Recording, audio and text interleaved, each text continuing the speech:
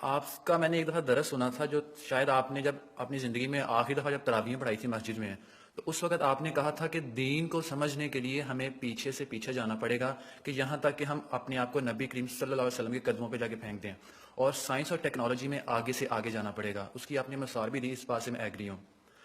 جب میں اس رول آپ نے ایک مثال بھی دی تھی کہ سائنس میں آگے سے آگے جانا چاہیے، تو میں نے اکثر دیکھا ہے اس فیلڈ میں آ کے کہ جتنے بھی علماء کرام ہیں، جب وہ ہر ایک کہتا ہے کہ آپ ابو حنیفہ کو فالو کر لیں، امام مالک کو فالو کر لیں، امام شافعی کو فالو کر لیں، میں آپ سے یہ پوچھنا چاہتا ہوں کہ ہم یہ کیوں نہیں کہتے کہ حضرت ابو بکر صدیق کو فالو کر لیں، عثمان کو فالو کر لیں، علی کو فالو کر لیں؟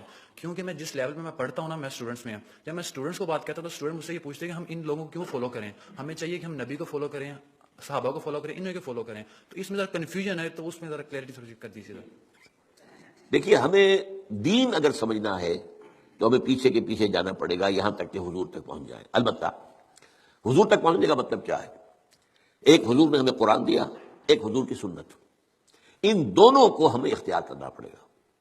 اب یہ ہے کہ قرآن مجید کی کسی آیت سے استدلال کرنے میں اختلاف ہو سکتا ہے، کسی حدیث سے استدلال کرنے میں اختلاف ہو سکتا ہے، حدیث بعض اوقات کنٹراڈکٹری بھی آ جاتی ہے۔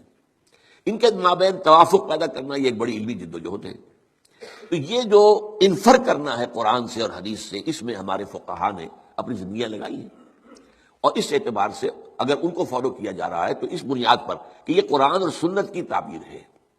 لیکن اصل میں ہوا کیا ہے، جب ہمارا دور زوال شروع ہوا، امام ابو حنیفہ نے تو یہ کہا تھا کہ اگر کوئی صحیح حدیث تمہیں مل جائے میرے کسی موقف کے خلاف تو میری بات کو اٹھا کے دیوار پر دے مارنا۔ لیکن اس کے بعد یہ ہوتا ہے کہ فرقہ پرستی شروع ہو گئی ہے۔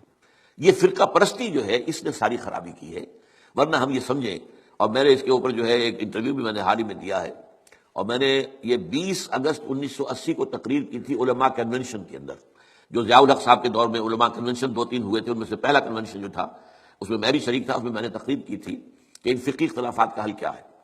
تو میں نے کہا تھا کہ جہاں تک تو فیملی لاز ہیں اور پرسنل لا، اس میں ہر فقہ کو کھلی آزادی ہونی چاہیے، کیونکہ بڑے سینسیٹیو ایشوز ہیں۔ عقائد کا معاملہ ہے تو سینسیٹیو ہے۔ اب نماز میں فرض کیجئے یا روزے کے اندر اگر آپ طے کر دیں فلاں وقت پر روزہ کھولنا ضروری ہے، تو ہو سکتا ہے کسی فقہ کے نزدیک اس وقت روزہ کھولنا درست نہ ہو۔ تو ان چیزوں کو تو چھوڑ دیا جائے لوگوں کے فقہوں پر، late them do what they want to do۔ لیکن لا آف دی لینڈ میں کسی فقہ کو تسلیم نہ کیا جائے، بلکہ سب کو تسلیم کیا جائے۔ اب اس میرے فرق کو سمجھ لیجئے، کوئی فقہ بائنڈنگ نہیں، لیکن تمام فقہوں کو ہم اپنا سمجھیں کہ یہ ہمارا ایک اثاثہ علمی ہے، ایک کامن ہیریٹاج ہے، ہمارا تراث علمی ہے۔ امام ابو حنیفہ نے یہ کہا، مالک نے یہ کہا، شافعی نے یہ کہا، حنبلی نے یہ کہا، امام جعفر صادق نے یہ کہا، امام زید نے یہ کہا، اور حزم نے یہ کہا، اور فلاں نے یہ کہا، عبادیوں نے یہ کہا۔ یہ گویا کہ ہمارا ایک کامن جو ہے، یہ ہمارا اثاثہ ہے۔ اس سب کو سامنے رکھ کر آپ ایک نئی قانون سازی کر سکتے ہیں۔ تو اس حوالے سے یہ، لیکن یہ ہوگا کیسے؟ جیسا کہ آپ نے علماء کی بات کی، علماء تو اس کے اندر اتنے سخت ہیں کہ ایک فقہ سے باہر قدم نکالنا گویا کہ آپ ان کے نزدیک کفر ہے۔ حالانکہ کہتے یہ ہیں کہ کم سے کم 4 فقہوں کو تو میں نے تو 8 گنوائی ہے نا، حنفی، مالکی، شافعی، حنبلی، جعفری، زیدی، عباضی اور ظاہری، یہ 8 فقہ ہیں۔ یہ 8 میں یہ سب کے سب جو ہے انہوں نے قرآن اور سنت سے استفادہ کیا ہے۔ ان سب کو رکھے بیک گراؤنڈ میں، جیسے کہ آپ کو معلوم ہے کہ ہائی کورٹ، سپریم کورٹ کے فیصلوں میں یہ حوالے آیا کرتے ہیں کہ بامبے ہائی کورٹ نے فلاں ایسا ہی مقدمہ تھا، اس میں یہ فیصلہ دیا تھا۔ یہ پریسیڈنٹس ہیں۔ کلکتہ ہائی کورٹ نے یہ کیا تھا، یا جو انگلستان کی سب سے اونچی جو ہائی کورٹ ہے اس نے یہ فیصلہ دیا۔ یہ پریسیڈنٹس کے طور پر بطور دلیل اپنے جو وہ ہوتے ہیں فیصلے ان کو کوٹ کیے جاتے ہیں، تو ہم جو ہے فیصلہ اس کے مطابق کر سکتے ہیں۔ میں کہہ رہا تھا کہ ہمارے جو سنی فقہاء ہیں، وہ جو علماء ہیں، چاروں کو کہتے ہیں حق ہے، حنفی بھی حق ہے، شافعی بھی حق ہے، مالکی بھی حق ہے اور حنبلی بھی، لیکن تمہیں ایک کی پیروی کرنی ہوگی لازم۔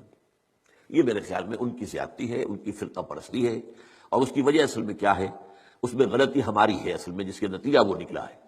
ہم نے نہ دین پڑھنا ہے نہ سیکھنا ہے، ہم نے ایک مولوی کلاس پیدا کر دی ہے، ایک پروفیشن پیدا کر دیا ہے۔ حالانکہ اسلام میں کوئی مولوی پروفیشن نہیں ہے، اسلام میں کوئی پاپائیت نہیں ہے، اسلام میں کوئی برہمنزم نہیں ہے۔ یہ نہیں ہے کہ جب تک برہمن نہیں آئے گا شادی نہیں ہو سکتی، جب تک برہمن نہیں آئے گا ارتھی جو ہوتی ہے اس کو آگ نہیں لگائی جاتی، نہیں ہو سکتا۔ ہمارے یہاں کوئی برہمنزم نہیں ہے، لیکن چونکہ ہم تو پڑھتے نہیں، ہم نے تو اپنے آپ کو اور طرف لگایا ہوا ہے۔ تھوڑی سی دینی بنیادی معلومات حاصل ہوں، قرآن اور حدیث کا علم کچھ ہو، تو ہر شخص نماز پڑھا سکتا ہے، ہر شخص جو ہے اپنی بیٹی کا نکاح خود پڑھائے، ہر شخص جو ہے وہ اپنے والد کا جنازہ خود پڑھے، تو وہی گویا کہ پروفیشنل ختم ہو جائے گا۔ تو چونکہ یہاں فرقہ پرستی ہوئی، پروفیشنلزم آیا، پروفیشن میں آپ کو معلوم ہے کہ پروفیشنل جیلسی از دی رول، اس میں تو جو ہے ایک دوسرے سے حسد اور بغض اور ایک دوسرے کے خلاف، یہ تو لازم ہے. تو یہ اصل صورتحال بگڑی ہوئی ہے.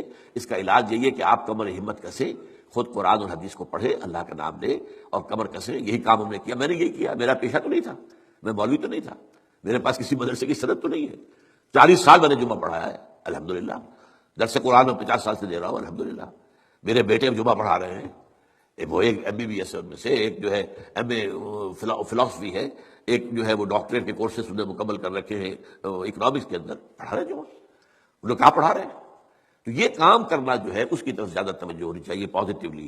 باقی جو کچھ ہے اس کا آپ کا مشاہدہ صحیح ہے، وہ غلط بات آپ نہیں کہہ رہے ہیں.